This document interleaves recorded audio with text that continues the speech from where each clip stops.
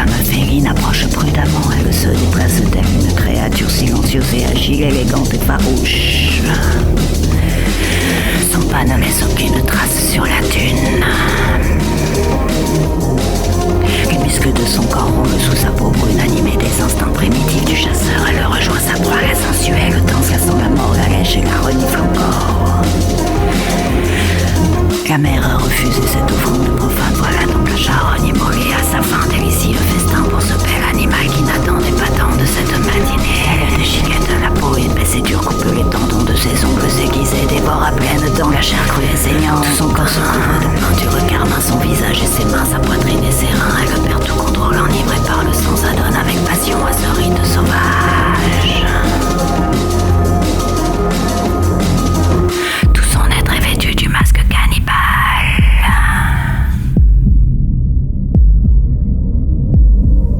Soudain, elle aperçoit au milieu des entrailles un éclat curieux qui capte sa pensée. Pour mieux le découvrir, elle ôte les viscères, répandant dans l'éther l'odeur nauséabonde de la putréfaction avancée du cadavre.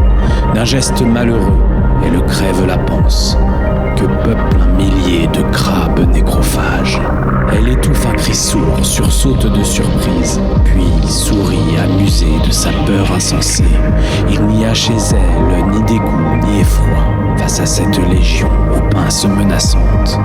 Du revers d'une main décidée, elle chasse les vifs parasites comme s'ils étaient mouches. Méticuleusement, elle fouille les cœurs, profanant un peu plus les profondeurs intimes du malheureux noyé de ses longs doigts agiles. Et puis subitement, elle s'immobilise. A-t-elle déniché ce qu'elle recherchait, ou renonce-t-elle, n'y voyant plus d'attrait? Chaque muscle des bras se bande puissamment, fournissant de concert une ultime traction. Son visage crispé témoigne de l'effort. L'objet de son désir, fermement enchâssé dans la carne du monde, finit par lui céder.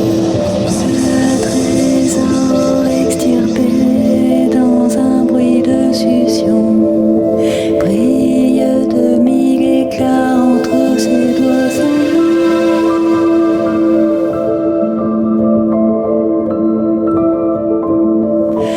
Une perle anthracite, orbe extraordinaire, qui vient se déposer entre ses seins galbés.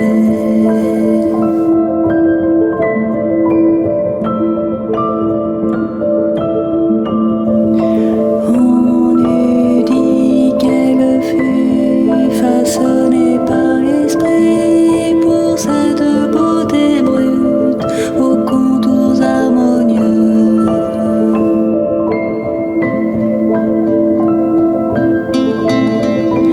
La voilà donc, parée de ce bijou parfait qui court dans la forêt, saisie d'une émotion qu'elle n'avait jamais éprouvée autrefois.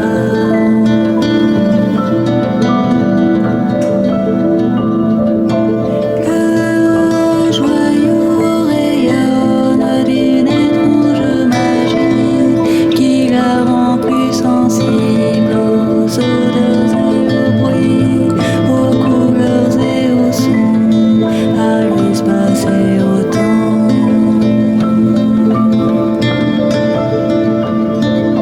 C'est comme l'univers déployé sous ses yeux.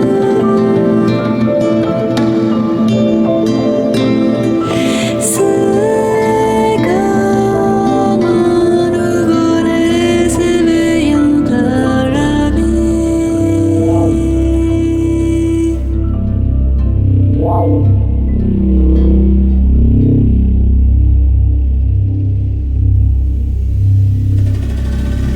L'inédite euphorie est de courte durée.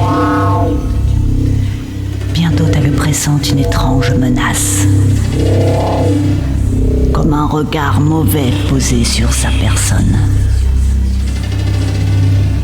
La bizarre impression de quelqu'un qui la suit.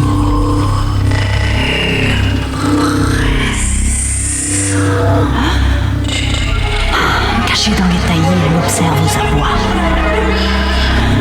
Mais personne ne vient troubler la quiétude.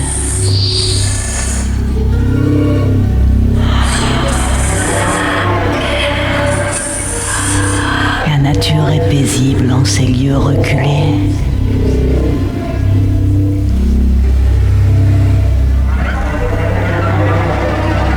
A-t-elle fantasmé ce péril chimérique?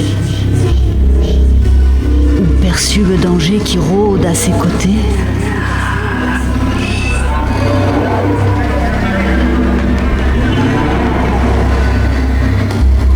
La journée se passe sans trouver de réponse.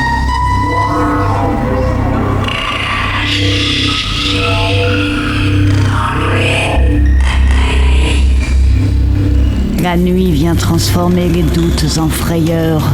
Les ombres se peuplent de présences spectrales. Le moindre bruissement déclenche le frisson.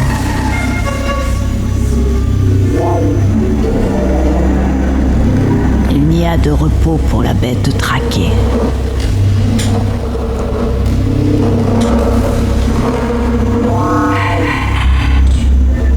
Elle n'a pu fermer l'œil quand l'aube survient.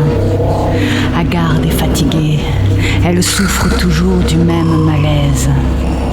Sans réel fondement,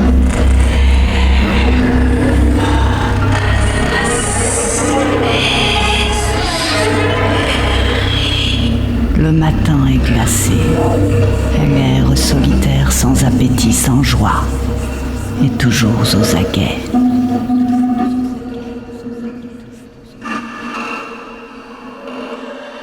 Finalement, ses pas la conduisent ici où les arbres forment une vaste clairière. Elle se jette nue dans ce bain de lumière. Les rayons du soleil chassant tous ses tourments comme l'eau du ruisseau caresse sa peau douce. La tête relevée, les yeux clos et le bois. La chaleur bienvenue qui ravive ses forces cautérise ses plaies. La drape d'un halo, auréole dorée aux allures mystiques. Et voilà évincées les idées corrompues qui la troublaient sans fin depuis de longues heures. Quelle bête curieuse a bien pu la piquer? Cette peur insensée n'avait de raison d'être. Comme un fou, elle rit de sa vaine bêtise. Une détonation, comme un coup de fusil. Son sourire s'efface et son regard balaie le sommet du coteau sur lequel se découpe la silhouette musclée du viril poursuivant. Elle est pétrifiée, couverte de sueur. Elle devrait courir, s'enfuir dans les halliers, mais elle reste là, immobile et tremblante, vulnérable victime attendant son bourreau.